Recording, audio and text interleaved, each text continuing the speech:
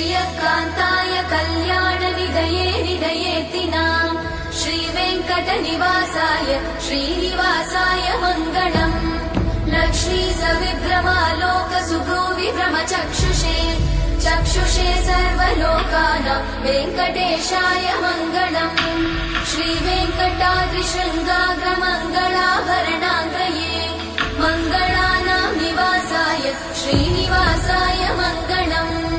सर्वावयव सौन्दर्य सम्पदा सर्वचेतसां सदा सम्मोहनायास्तु वेङ्कटेशाय मङ्गलम्